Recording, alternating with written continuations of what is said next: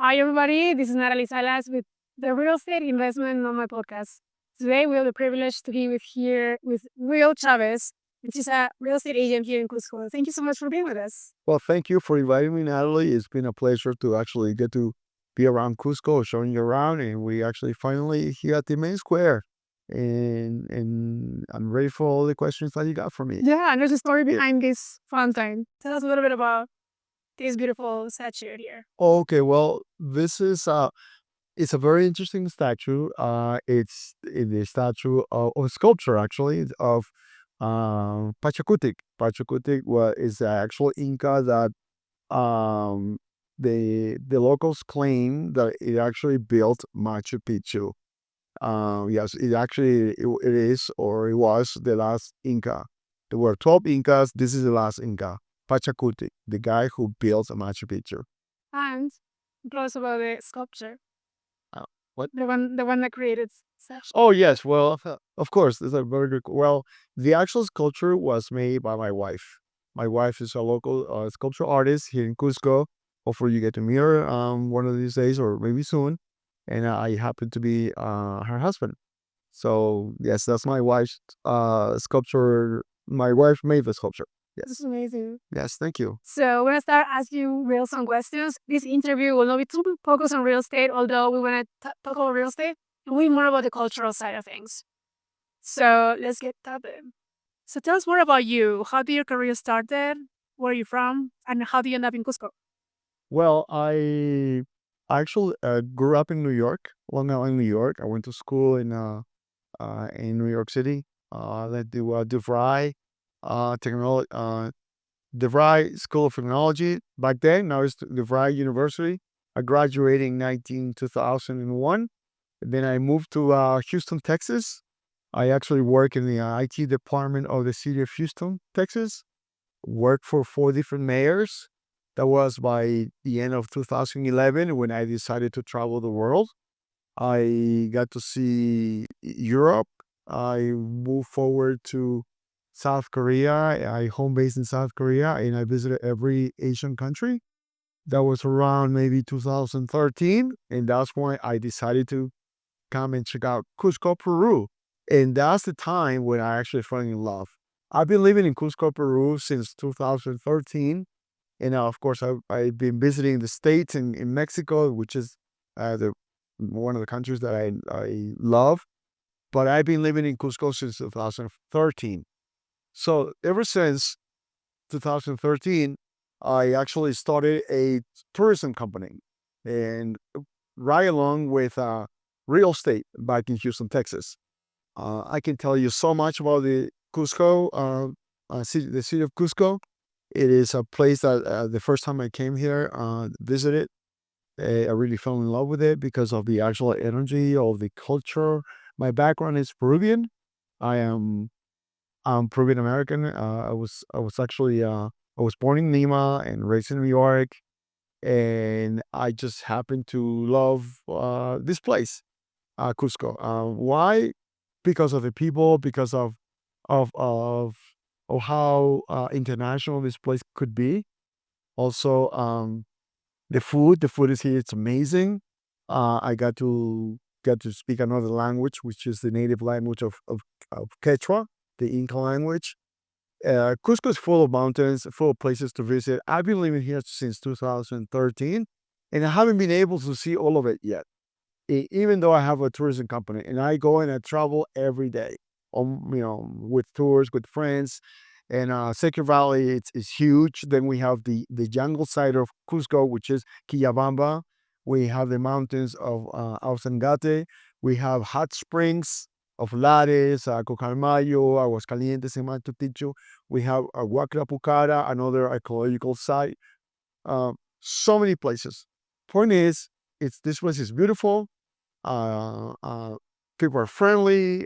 There are places to go shopping, places for cooking classes, you name it. Adventure, um, hiking, all kinds of stuff. That's yes. I don't know if that would answer your question so far. So share with us what places people should not miss while they're here. Like, what's are the must go places? Well, the number one place in Cusco by far would have to be Machu Picchu. Machu Picchu is one of the wonders of the world. It is actually 4 hours from Cusco.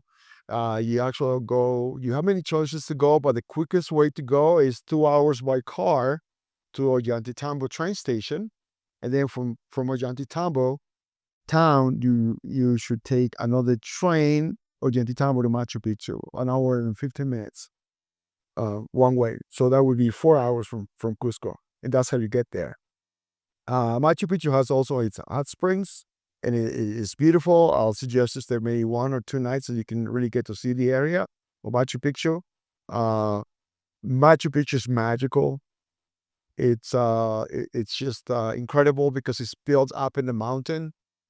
Even though Machu Picchu is a lot lower than Cusco, Cusco it's probably 13,000 feet in comparison with Machu Picchu. That is 7,000 feet uh, above sea level. So that's something to consider as well.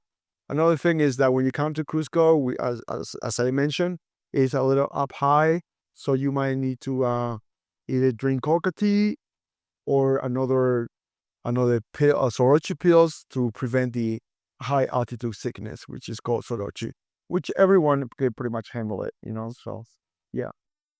So, what kind of people usually visit Cusco? From what countries have you seen more people coming from here? Well, actually, Cusco has 10,000 visitors per day, and they actually come from many different ways. We have the border of Bolivia, we have by car from Lima, and then we have it by plane, and people that come over from the Central Valley. So altogether, it's 10,000 people. In a high season, we got at least 20,000 people. And remember that Machu Picchu capacitor per day is 5,000 people per day. So 10,000 people a day, it's a pretty decent amount of visitors. Now, here in Cusco, it depends. For instance, South Americans tend to visit Cusco during November and December because that's the vacation in their countries. And I think the Israeli community visits during February. The Japanese citizens visit during July. Italians during May. So it depends of where the actually holidays are in their country. They can visit. For example, during Thanksgiving or Christmas, uh, the Americans come to Cusco to visit. So it depends of you get to see some of those citizens for when they have the holidays back home. So, what's the weather like, and when do you think is the best time to come to Cusco? Where the weather like here in Cusco, as you can see, I'm really cold and freezing right now. It's around 10 o'clock. It's really cold at night. So from early in the morning till maybe 3 or 4, it's hot and sunny. It's summertime. But when 6 o'clock hits, the temperature starts dropping and it's really cold. And you have to wear some kind of chuli or poncho or something like that for the weather. And that's the weather all year round. Now, from December, January, February is rainy season. So all year round is sunny and cold. And during December, January, February, it pours rains. That's it. That's the whole temperature and the weather wise. And that's what you want to get, you know. And during the day, you can wear shorts and t-shirts, but you got to make sure you got your sweater at after 5 o'clock in the afternoon. So that's the weather wise. You know, it's handle. You know, you can handle it. People like it, and yeah, people get used to it. We in high altitude, so there you go. What about the temperature? What's the range of temperature in Celsius or Fahrenheit? Okay, so during the day it could be 20, 29 Celsius or 70 or 80 Fahrenheit. And at night it could be down to 3 Fahrenheit or 5, very cold, 5 Fahrenheit, very, really cold. Or 20 from 20 Fahrenheit, yes. Yes. So, from your perspective, if we want to welcome more people from different places to come and buy here, what's your take on like some cultures have the gentrification, stigma like Mexico is having right now?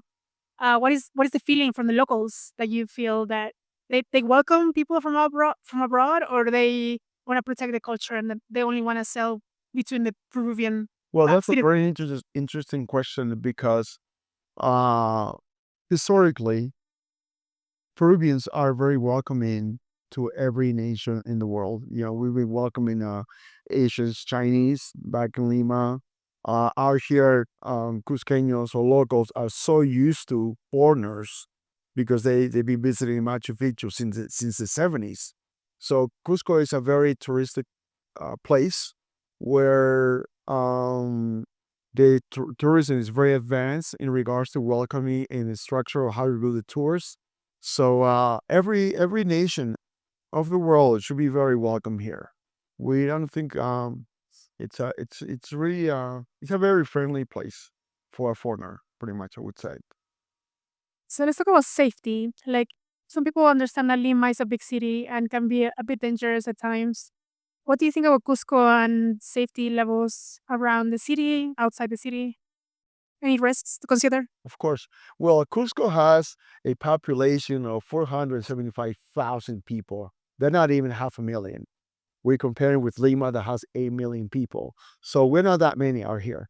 And that kind of helps a little because it's more easy to control crime.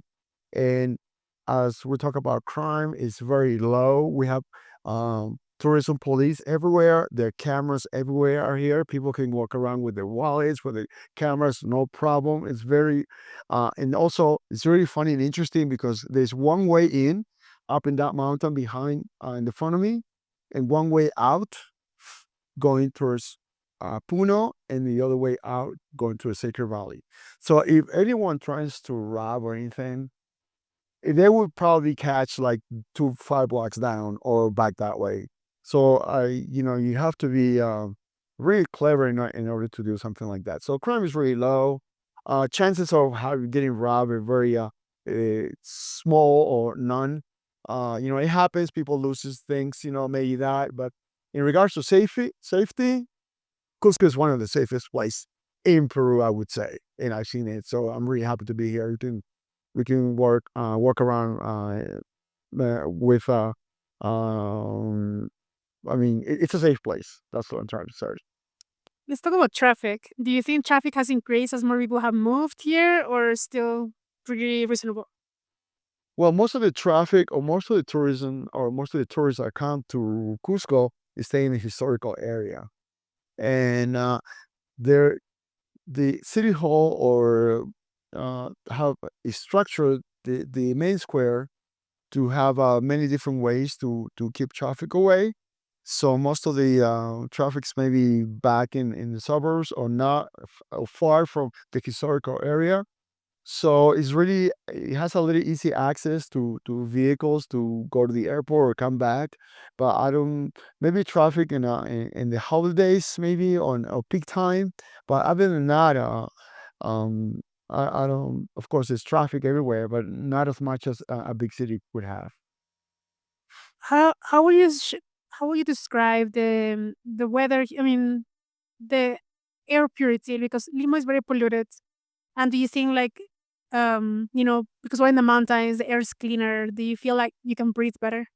Well, that is a good point. I like your question because that is the number one reason why I'm actually living in Cusco. We don't have any factories out here. We live up in the high mountains, and by default, we have a lot of good oxygen. It's not as polluted as Lima. We have the population is a lot low than Lima, so we have nice blue skies right now. We have a nice uh, dark sky or beautiful night with you can actually breathe and it's just pure oxygen. It's really nice to be here. It's delicious to actually get to spend some time here. So it's nice and fresh. Yes. Or you And I mean, talking about breathing and breath work, there's a lot of natural medicine, plant medicine here in Cusco. I feel like it's the epicenter. Energetically, it attracts many people for many different reasons. They want to work you know, on discovering themselves or working on themselves to become a better person. Do you think, or have you experienced, or do you facilitate any of these practices like ayahuasca and plant medicine like that? What's your perspective on that? Well, this is a guy, Will Chavez, myself, is someone who's have tried ayahuasca 5 times in 5 different places. Uh, the first time I tried it was in Cusco, and the other four was actually in the jungle of the Amazon. Um, there are a lot of speculations of what plant medicine could be, as same as what Churmalos and Pedro Priori. Um, of course, I have my own perspective on it. Of course, Peru is the place where you do ayahuasca and it's legal, and this is where it comes from, and this is where you find it. And if you want to do it somewhere in the world, it would have to be Peru because this is where you actually make it. All the main ingredients, the chacruna and the vine of ayahuasca comes from the jungle of the Amazon. Chacruna is the active ingredient for uh, ayahuasca in order to make the actual beverage. So that could be another subject. I could tell my story of how my ayahuasca trip was. But yes, Peru would be the place to do ayahuasca and all these healing plants that people talk about all over the world now. Yes, and I have tried it 5 times, and I can tell you that it have changed my life for the better. And it's like a tool to help yourself evolve. That's in many other things that I could explain and tell my stories, but I'll leave it at that. Awesome. Thank you so much, Will. This was very informational. Any last thoughts or any last message you would like to share with our viewers here? Yes, well, I would love to invite everyone that is watching to come visit Peru. Peru is a place of wonders. It's magic. It's very mystical. I don't think I have traveled the world, and even though my background is Peruvian, and not because of that, I have to say that I'm really in love with Peru. Peru is a really amazing country. Everyone should check out Peru, see Machu Picchu, and see what it's like for themselves. So I invite you to come to Peru and visit this amazing country, Peru. Thank you so much for being with us. Thanks for all the time that you spent with us sharing about Cusco. We can't wait for you guys to visit. But yeah, we're going to start organizing some real estate tours. We're going to put the dates in the description below, as well as Will's information so you can contact him directly. Thank you, Dan. Thank you, Dan. Well, Thank you so much. it's been a pleasure to be here with you. And hopefully we get a lot of our friends to come visit Cusco, Peru, and get to see Machu Picchu as well. Yes, thank you. See you next time. Thank you. Bye.